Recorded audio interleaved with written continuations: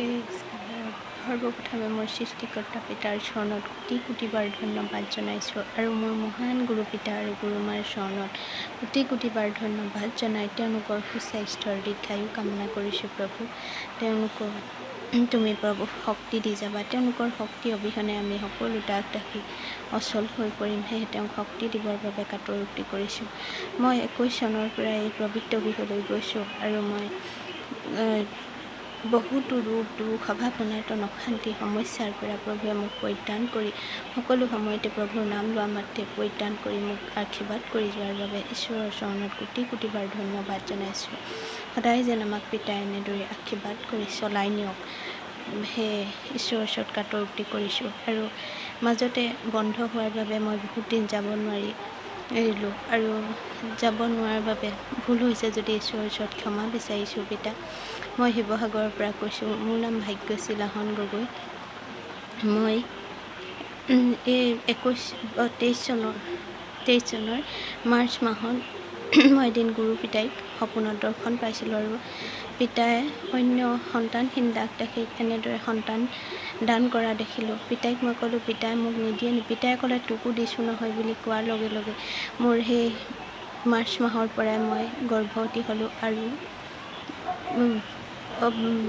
মই সেই স্বাক্ষৰটো দিব নোৱাৰাৰ বাবে হয়তো মোৰ ভুল হ'ল আৰু মই খাব বব নোৱাৰা হ'লোঁ। লাহে লাহে ঘৰখনত মদ পানী খোৱা সমস্যা, হাই হুলস্থুল, সদায় অশান্তিৰ সৃষ্টি হ'বলৈ ধৰিলে। তাৰপাছত মই ভাবিলোঁ এই সন্তানটো আৰু নাৰাখোঁ বুলি ভাবিলোঁ। মই ক'লোঁ মই এবৰ্চন কৰি দিম বুলি মনতে ভবাৰ লগে লগে পিছদিনাই মোৰ মানুহজনৰ প্ৰথমে আঙুলিটো কাটি আকৌ হস্পিটেললৈ নিবলগীয়া হ'ল। তেওঁক হস্পিটেললৈ নি অ'ত দেখাই ত'ত দেখাই ভাল নোহোৱাত মই ঈশ্বৰৰ ওচৰত ক্ষমা বিচাৰিলোঁ। লাহে লাহে তেওঁ পৰিত্ৰাণ পাইছিলেহে, তেওঁ আঙুলিটো অপাৰেশ্যন কৰিবলগীয়া হ'ল। তেনেকুৱাতে ঘৰখনত ইটোৰ পিছত সিটো সমস্যা আহিবলৈ ধৰিলে। ভাইটি চকুত চূণ সোমাই আকৌ সি চকুৰে নেদেখা হ'ল। তাক হস্পিটেললৈ অনা নিয়া কৰোঁতে মই ঈশ্বৰৰ গৃহলৈ যাবলৈ ইদিনা বাধা সিদিনা বাধা কৈ মই থাকি গ'লোঁ। তাৰপিছত মই ঈশ্বৰৰ গৃহলৈ যাম বুলি থিৰাং কৰিলোঁ আৰু ঈশ্বৰে মোক সহায় কৰিলে। সেই আকৌ মোৰ চুগাৰ ওলালত মই হস্পিটেলত এডমিট নহয়। মই ভাবিলোঁ যে 3 ছেপ্টেম্বৰ দিনা মই পবিত্ৰ গৃহলৈ গৈ মই যি সংকল্প কৰি ৰাখিছিলোঁ সেই সংকল্প সিদ্ধ কৰিমগৈ। আৰু মই সেই তাৰ দুদিনৰ আগত চুগাৰ টেষ্ট কৰিলোঁ, বহুত বেছি ওলাল। মই সেই ঈশ্বৰৰ গৃহলৈ দেওবাৰ দিনা 3 ছেপ্টেম্বৰ দিনা গ'লোঁ আৰু ঈশ্বৰৰ গৃহত গৈ মই ভাইটিৰ কাৰণে, মোৰ ঘৰখনৰ সমস্যাবোৰৰ কাৰণে আৰু মোৰ নিজৰ কাৰণেও প্ৰাৰ্থনা কৰিলোঁগৈ আৰু যি সংকল্প কৰি ৰাখিছিলোঁ সেই সংকল্প সিদ্ধ কৰিলোঁগৈ। আৰু সেই পবিত্ৰ গৃহৰ পৰা অহাৰ পৰাই মোৰ মনটো সুস্থিৰ হৈ গ'ল আৰু মোৰ পিছদিনাই চুগাৰ টেষ্ট কৰিলোঁ, একেবাৰে নৰ্মেল আহিল। তাৰ পিছদিনাও মই টেষ্ট কৰালোঁ, নৰ্মেল আহিল। এটাও পিল নোখোৱাকৈ ঈশ্বৰে মোক এই স্বাক্ষৰ দাঙি ধৰিব পৰাকৈ আশীৰ্বাদ কৰাৰ বাবে, প্ৰভু পিতাক মোক পৰিত্ৰাণ কৰাৰ বাবে প্ৰভু পিতাৰ ওচৰত মই কোটি কোটিবাৰ ধন্যবাদ জনাইছোঁ। আৰু দ্বিতীয়টো স্বাক্ষৰ হৈছে, আমাৰ দেউতাই মদ খাই খুব হাই হুলস্থুল কৰি মোক ঈশ্বৰৰ নামে খুব তাড়না দিয়ে, হাই হুলস্থুল কৰে, অশান্তি কৰে ঘৰত ৰাতিপুৱাৰ পৰা গধূলিলৈকে।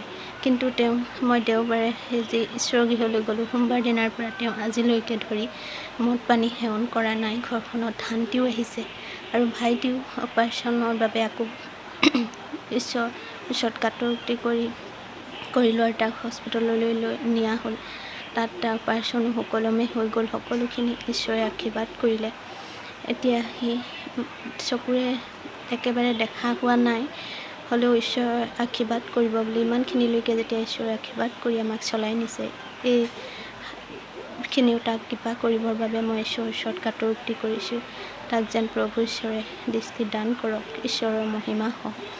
আৰু সেই ঈশ্বৰৰ গৃহলৈ গৈ মই এই 3টা স্বাক্ষৰ লগে লগে মোৰ ঈশ্বৰে আশীৰ্বাদ কৰাৰ বাবে 3টা স্বাক্ষৰ দিব পৰাকৈ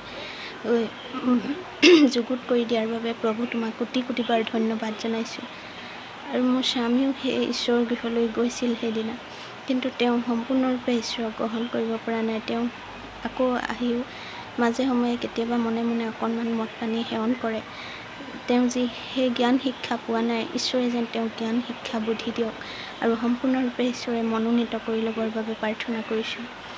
আৰু মই যি এই স্বাক্ষৰকেইটা দিব নোৱাৰাৰ বাবে হয়তো আজি মই সপোনত গুৰুপিতাই অন্য দাসী স্বাক্ষৰ লৈ থকা দেখিলোঁ, কিন্তু মই ওচৰলৈ নগ'লোঁ পিতাৰ ওচৰলৈ।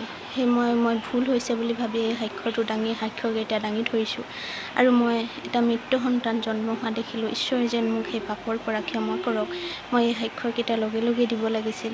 মই বনাবলৈ সময় অভাৱ বা বনাব নোৱাৰাৰ বাবে মই এইকেইদিন ৰখি গ'লোঁ। সেয়ে মই ঈশ্বৰৰ ওচৰত ক্ষমা বিচাৰিছোঁ।